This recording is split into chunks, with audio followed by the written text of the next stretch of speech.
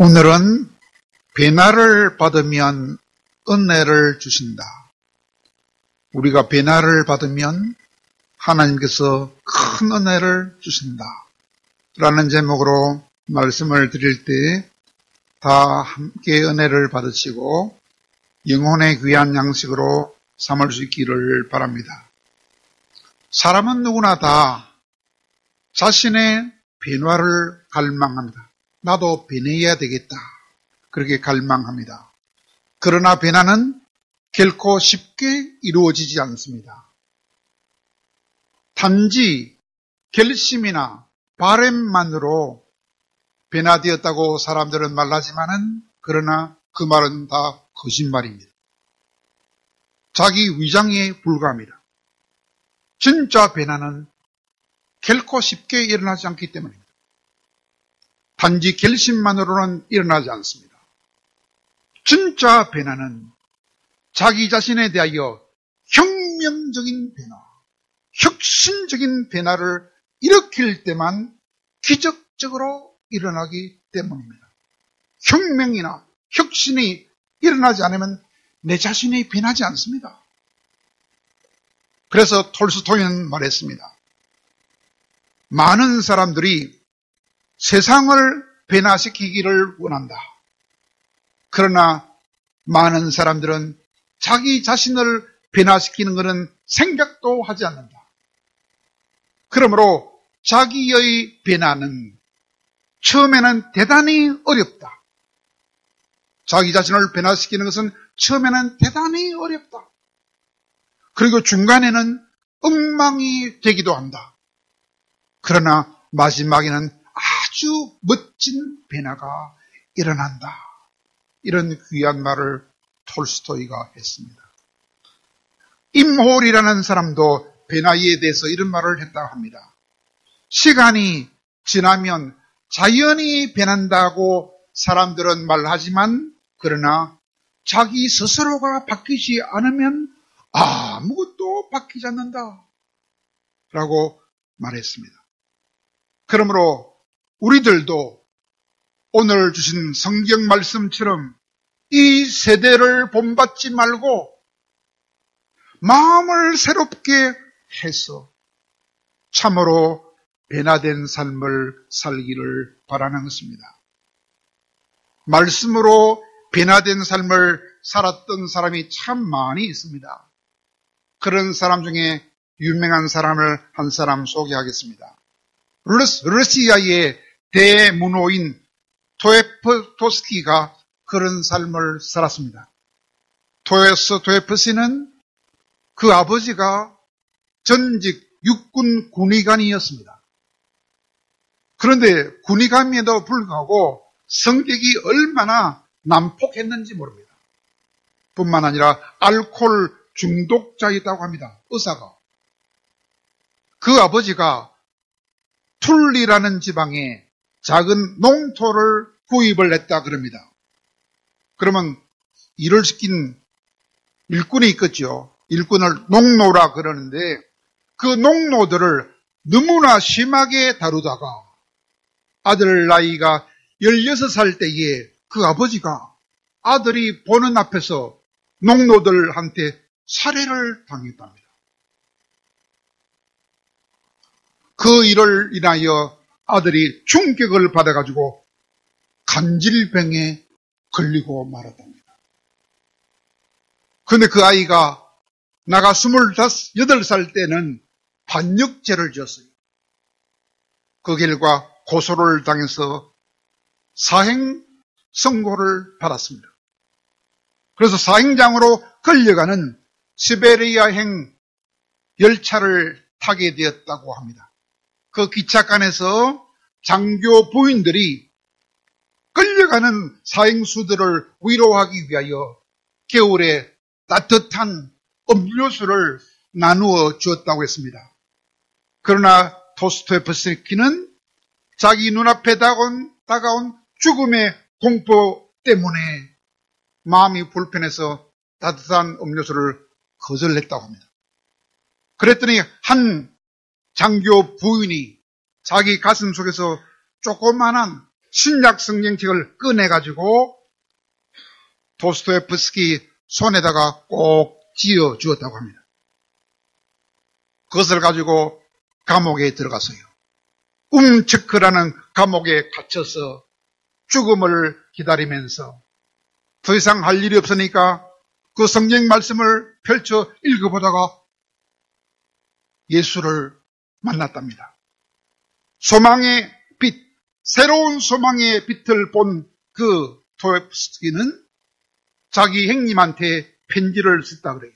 형님, 나는 오늘 예수님을 만났다. 나는 오늘 다시 태어났다. 라고 편지를 썼고 또 말하기를 이제 그 누가 뭐라고 할지라도 나는 항상 예수님하고만 살고 싶다. 그런 고백을 했다고 합니다. 이런 변화된 믿음을 가졌기 때문에 그런지 모르지만 그가 죽어야 할 그가 다시 살게 되었다 그래요. 왜냐하면 이제 5분만 지나면 사형을 집행하는 시간이 다가왔을 때 이제 5분만 지나면 나는 끝장이다 라고 생각하고 있었을 때에 그리고 그와 동시에 나는 지난 세월 동안 예수님을 몰라서 나 혼자 악행만 하고 살았구나 하면서 후회의 눈물을 흘리고 있을 때에 사형을 중지하라 하는 사형 중지 명령이 내려왔기 때문에 죽을 그가 다시 살게 되었다고 합니다. 그때 이후로 그는 예수님이 얼마나 중요한지를 깨닫고 시간이 얼마나 중요한지를 깨닫고 매 순간순간을 귀중하게 보내되 마지막 순간처럼 생각하면서 예수님을 위하여 살았는데 뭐 하면서 살았느냐? 예수님을 위하여 글을 쓰기 시작했는데 그때 그 글이 죄와 벌, 카라마조프의 행제 등 불후의 맹작을 남기는 변화된 삶을 살았다고 하는 것입니다. 변화된 삶을 살았어. 더 이상 자기를 위하여 살지 않고 오직 예수님의 영광만 위해서 변화된 삶을 살았던 사람 중에 한 대표자가 도스토옙스키였다. 그런 말입니다. 우리도 그런 삶을 살아야 하겠습니다. 오늘 본문이 바로 그런 말씀입니다. 오늘 본문은 변화를 받아서 하나님의 뜻대로 살면 하나님께서 큰 은혜를 베풀어 주신다 하는 약속을 들려주는 말씀이 오늘 본문 말씀입니다. 오늘 본문은 사도 바울 당시에 세계에서 가장 큰 도시였던 로마라는 도시에서 신앙생활을 하고 있던 성도들에게 주신 말씀이 오늘 이 말씀입니다. 로마 교회는 누가 세웠느냐? 군인들과 공무원들과 사업가들이 이스라엘에 갔다가 이스라엘에서 예수님을 믿게 되고 다시 본국으로 돌아가서 그들이 세웠던 개척 교회가 로마 교회였습니다. 로마 제국은 어떤 제국이냐? 다양한 종교를 가진 제국이었으며 물질의 풍요를 누린 제국이었으며 성적으로 타락해서 소돔과 고모라 같은 그런 제국이 로마 제국이었습니다. 그때 로마 교회는 어땠습니까? 평신도들이 개척했기 때문에 사도들의 지도를 받지 못했기 때문에 문제가 상당히 많은 교회였습니다. 그러므로 사도 바울은 그 교회에 오늘 권면하기를 타락한 세상 풍속을 따라 살지 말고 참 신자답게 세 가지로 변화된 삶을 살아야 한다라고 권고하고 있습니다. 그 세 가지 신자답게 사는 방법이 무엇일까요? 그것이 오늘 본문의 핵심입니다. 첫째로 뭐냐? 너희들의 몸을 하나님이 기뻐하시는 거룩한 산제물로 드리라 라고 권면하고 있습니다. 그게 무슨 뜻입니까? 하나님을 알지 못하는 사람들이 제사 드릴 때 어떻게 드립니까? 돼지 머리를 놓고 절을 합니다. 그리고 제사 지낸 뒤에는 또 뭐합니까? 술을 막 마십니다. 그 술에 취해서 막 싸우기도 합니다. 또 그 다음에 또 뭐 합니까? 제단에 여자들이 있어요. 나쁜 여자. 제단에 있는 나쁜 여자들과 함께 어울려 음행을 저지릅니다. 이런 더러운 제사를 지내면 안 된다라고 한 것이 첫 번째입니다. 그렇게 제사를 드리지 말고 예수님 때문에 거룩해진 몸을 하나님께 드리되 죽은 제물이 아니라 산 제물처럼 드리라는 것입니다. 쉽게 말하면 예수님 때문에 거룩해진 몸을 제물로 드리듯이 그런 마음으로 우리의 삶을 살 때 하나님의 영광만을 위해서 살아라 하는 것입니다. 그것을 다른 말로 하면 신령한 영적인 예배라고 하는 것입니다. 이방인처럼 돼지머리 바치는 그런 제사 드리지 말고 내 삶, 인생의 전부를, 내 삶의 전부를 하나님께 예배하는, 하나님을 섬기는 그런 삶을 살라는 것이 거룩한 산제물로 네 몸을 드리라는 뜻입니다. 두 번째는 무엇입니까? 이 세대를 본받지 말고 마음을 새롭게 하라라고 권면하고 있습니다. 예수님이 이 세대를 어떻게 비유하셨습니까? 장터에서 놀고 있는 아이들이 동무한테 말하기를 우리가 너희들에게 피리를 부려도 너희들은 춤을 추지 않는구나. 우리가 슬프게 울어도 너희들은 가슴 아파하지 않는구나. 라고 비유하신 것과 같다 그 말입니다. 무슨 말입니까? 기뻐해야 할 때는 함께 기뻐 춤출 줄 알아야 되는데 기뻐하지도 아니하고, 감사할 때는 감사해서 하나님께 감사의 말을 하며 예물도 드려야 하는데 감사의 말도 하지 않고 감사 예물도 드리지 않아. 통곡해야 할 때는 통곡해야 하는데 통곡도 하지 아니하는, 한마디로 감각이 없는 무감각한 세대가 오늘날 세대다, 이런 말입니다. 주변에서 일어나고 있는 일에 대하여 관심이 없는 세대라는 것입니다. 예배는, 종교는 말할 것도 없고 이웃의 사람이 죽는가 사는지도 모르고, 그래서 죽은 지 한 달이 지나도 사람들이 모르는 고독사가 일어나는, 다른 사람에 대하여 전혀 관심이 없는 무감각한 세대가 오늘날 세대다, 그런 말입니다. 그렇게 살면 안 된다는 것입니다. 이웃에 대하여 관심을 가지고 이웃을 내 몸처럼 사랑하며 살아야 한다는 것입니다. 또 예수님이 이 세대를 뭐라고 했습니까? 믿음이 없고 패역한 세대다라고 말씀했어요. 패역하다라는 말이 무슨 말입니까?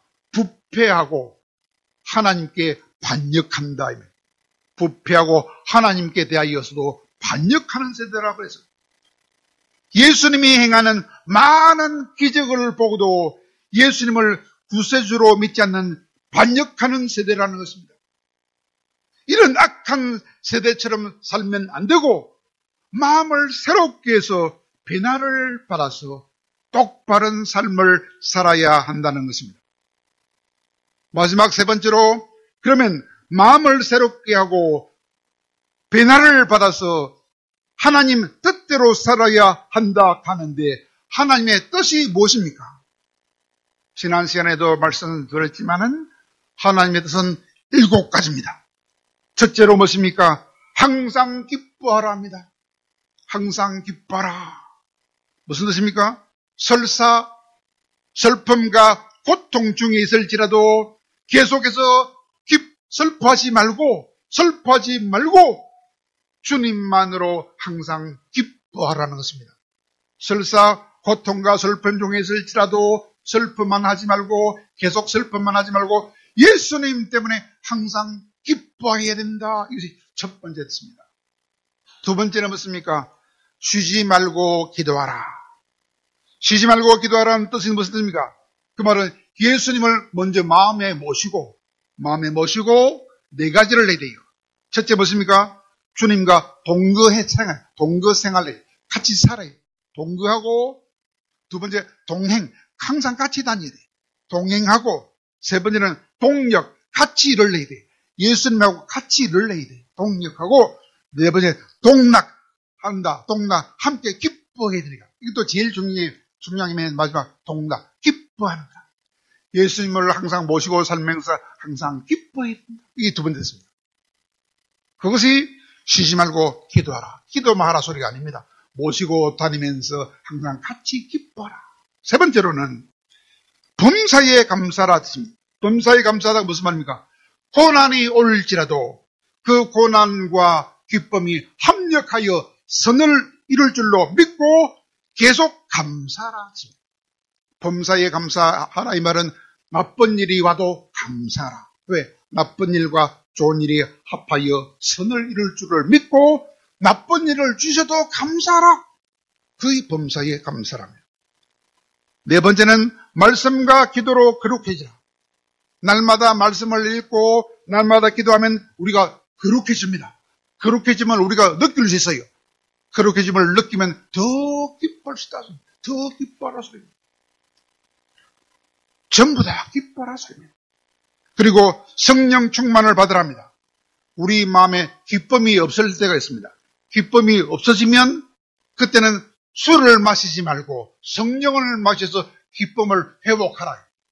세상 사람들은 기쁨이 없으면 술을 마셔요. 술을 마시면 기쁨이 올라와요. 기쁨이 올라오면 야 내가 최고다 이런 말을 하지요. 그러면 죄를 다시 짓습니다. 기쁨이 없을 때는 술을 마시지 말고 성령을 도리한 맛이 주여 성령을 부어서 성령을 부어서 성령을 들어가시면 기쁨이 확 올라와요. 그래서 기쁨을 다시 재충만 받아서 기쁨을 다시 충만하게 받아라. 그래서 그것이 성령 충만을 받으라 했습니다. 여섯 번째는 선을 행하라. 선을 행하는 선이 뭡니까? 전도하고 구제하는 거예요. 전도해주고 구제해주면 사람들이 다 기뻐해요. 사람들만 기뻐하는 것이 아니라 전도하는 사람도 기쁘고 구제하는 사람도 기뻐. 그래서 선을 행함으로 사람을 기쁘게 하고 니도 기뻐하라. 기뻐하는 소리. 다 기뻐하는 소리. 마지막으로는 선을 행하며 고난을 받아라.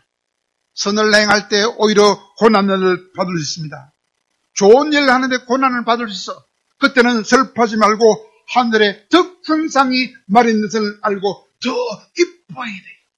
고난을 받을 때 더 기뻐해야 돼요. 왜? 고난을 받으면 하늘에 더 큰 상이 마련될 줄 알고 더 기뻐해야 돼요. 한마디로 주님 뜻대로 사는 삶은 그런 무슨 삶입니까? 주님 때문에 항상 기뻐하고 주님 때문에 범사에 감사함으로 완전히 변화된 삶을 사는 것이 주님 뜻대로 사는 삶이라는 것입니다. 주님 뜻대로 항상 기뻐하며 범사에 감사하는 변화된 삶을 살아가는 우리 모두가 되기를 간절히 바랍니다. 그러면 주님 뜻대로 변화된 삶을 살 때 항상 기뻐하고 범사에 감사하는 삶을 살기 위해서는 절대 하면 안 되는 일이 있습니다. 뭐 하면 안 됩니까? 이 세대를 본받으면 안 됩니다. 이 세대를 본받으면 하나님의 말씀 따라 변화가 되지 않습니다. 전혀 변하지 않아요. 그렇게 되면 어리석은 자가 됩니다. 말씀을 따라 변하지 않는 어리석은 자가 되면 절대로 변화된 삶을 살 수 없습니다. 왜냐? 시편 14편에 보면 어리석은 자들은 그 마음에 이르기를 하나님이 없다 하도다 했기 때문에 하나님이 없다고 믿는 사람들은 다 어리석은 사람들입니다. 또 하나 그런 자들은 자기 어리석은 고집대로 살기 때문에 하나님의 뜻과는 상관이 없기 때문에 그렇게 살면 다 불행한 인생을 살게 됩니다. 그러므로 잠언에서 또 말합니다. 잠언에서 뭐라고 말합니까? 잠언 17장에서 차라리 새끼를 빼앗긴 암곰을 만날지언정 미련한 일을 행하는 미련한 자들을 만나지 마라 그랬어요. 제일 어리석은 게 미련한 자들. 또 잠언 27장에 보면 미련한 사람들은 곡식과 함께 절구통에 넣어가지고 공이를 가지고 쾅쾅 찌을지라도 그 미련한 사람의 그 미련함은 벗겨지지 않는다 그랬어요. 그러니까 제일 비참한 사람은 미련한 놈들이래. 미련해서 지 고집대로 사는 자들이 가장 비참한 인생을 살게 됩니다. 그런 자들은 한마디로 곰 같은 놈이에요. 곰 같은 놈. 미련한 곰티 같다 그랬잖아요. 곰같이 미련한 사람들은 변화된 삶을 살지 않습니다. 그것이 증명이 되었어요. 미국에서 여름만 되면 전혀 무장하지 않고 비무장 상태로 알래스카의 곰들을 찾아가서 곰들한테 이름을 지어주고, 곰돌아 이름을 지어주고, 또 그들의 품에 안아 만져도 주고, 그런 일을 13년 동안이나 했던, 곰과 함께 살았던 미국의 곰 전문가가 있습니다. 그 사람 이름이 뭐냐? 티모시 트레이드 웰이라는 사람이라 합니다. 그 사람이 미국의 대표적인 토크쇼, 그 토크쇼 이름은 데이비드 레터맨이라고 하는데, 그 토크쇼에 출연해가지고 곰 전문가로서 이런 말을 했다고 합니다. 여러분, 곰이란 전혀 해를 끼치지 않는 무해한 동물입니다. 그리고 사교적인 동물입니다. 살살 만져주면 좋아하는 사교적인 동물입니다. 이런 말을 했다 해요. 그런데 그 사람이 2003년 10월 6일에 알래스카에 있는 카드마니 국립공원에서 그 곰의 공격을 받아서 죽었답니다. 지만 죽은 게 아니고 자기 여자친구의 시신도 그 공원에서 발견되었다고 합니다. 더구나 그 사람의 시신은 곰한테 먹혀서 시신 중에 일부가 훼손되어 있었다고 합니다. 그러자 미국 언론들은 그 다음에 곰이라 하는 놈은 절대로 변하지 않는다 라고 신문에 다 보도를 했다 합니다. 미련한 곰티들은 절대로 변하지 않는다. 속지 마라.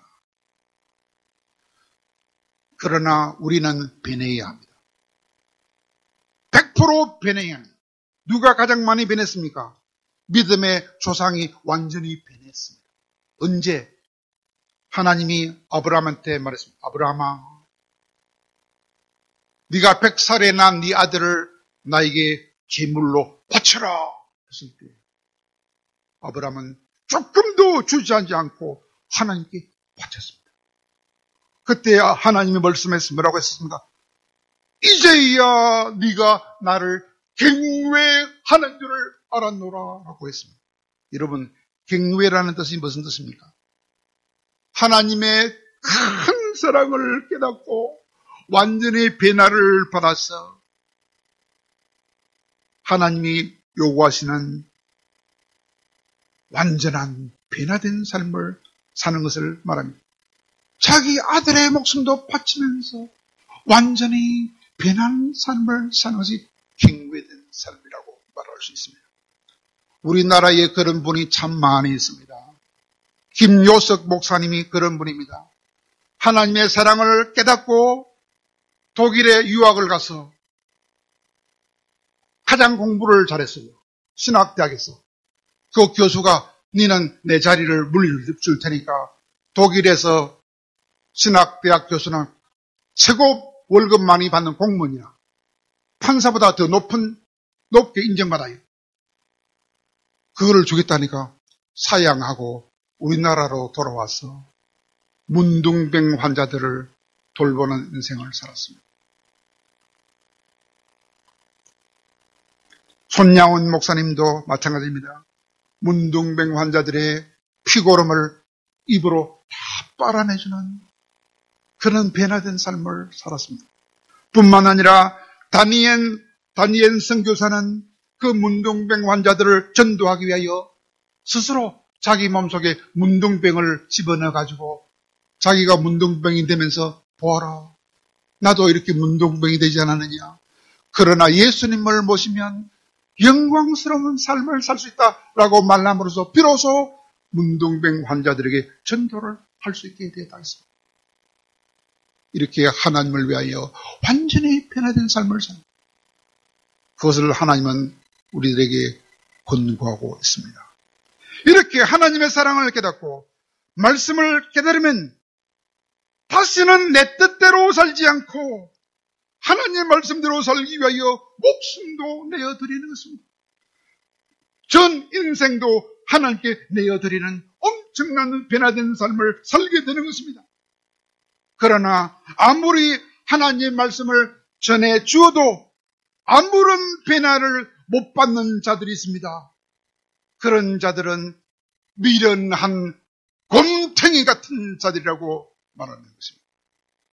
이런 곰 같은 자들은 너무나 미련하고 너무나 어리석어서 하나님 뜻대로 살지 않고 계속해서 자기 고집대로 살기 때문에 그들은 은혜를 받지 못하고 마지막에 비참한 삶을 살게 되는 것입니다.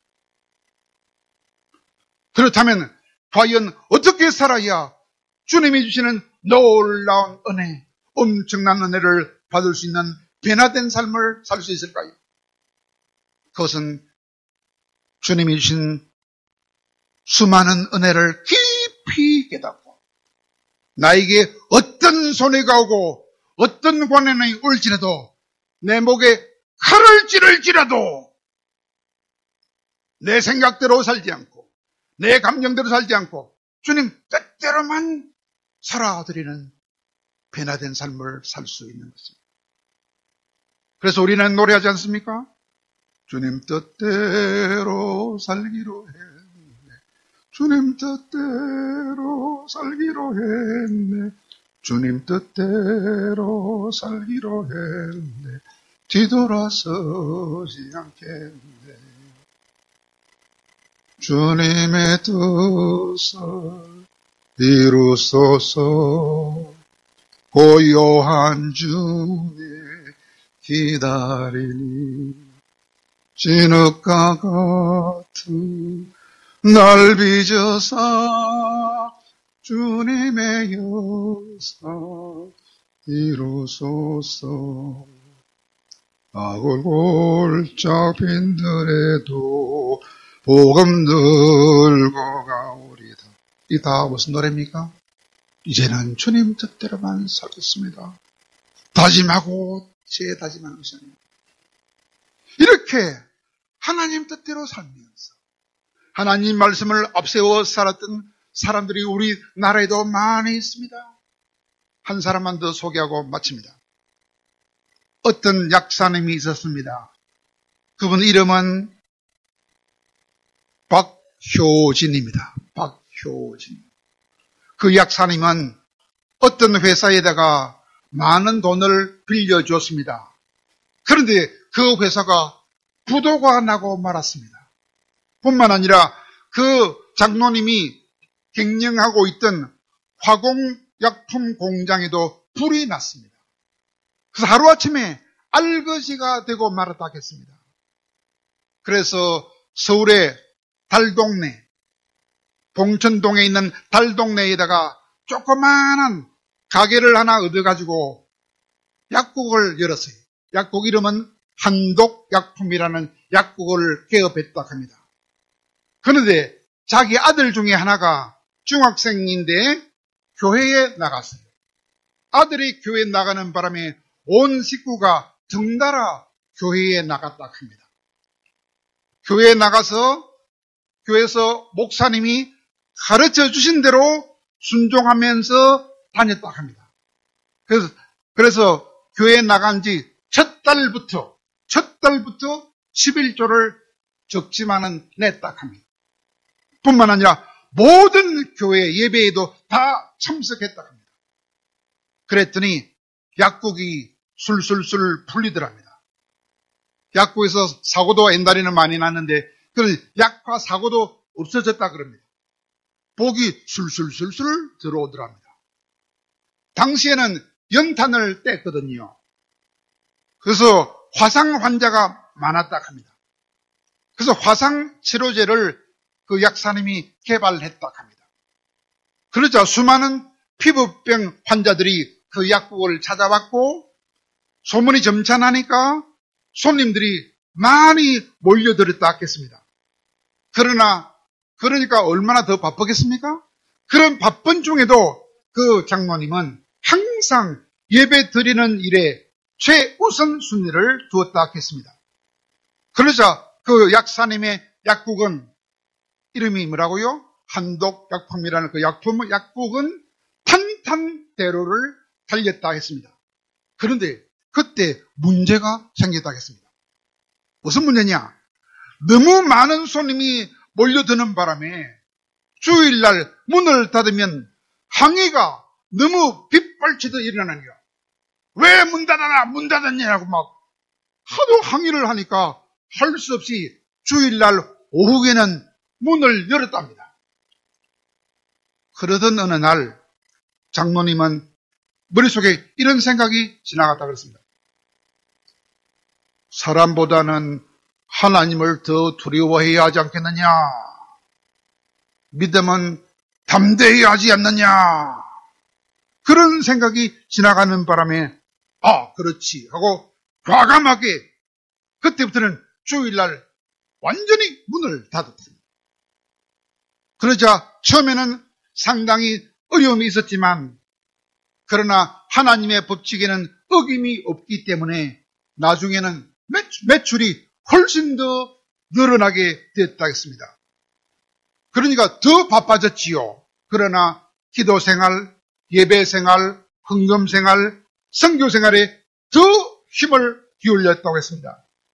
그랬더니 하나님이 복을 주는데 한독 약품만 하는 게 아니고 한국 한독 화장품 회사도 창립하게 해 주셔서 한독 약품과 함께 한독 화장품 회사에도 복을 하나님이 물붓듯이 쏟아 주시다 했습니다.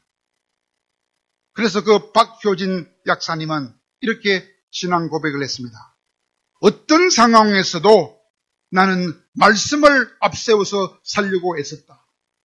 그래서 철저하게 11조를 드리고 또 하나님의 종을 철저하게 잘 섬기려고 애썼으며 그리고 항상 모든 예배에 참여하려고 애를 쓴다 라고 간증을 했다 합니다.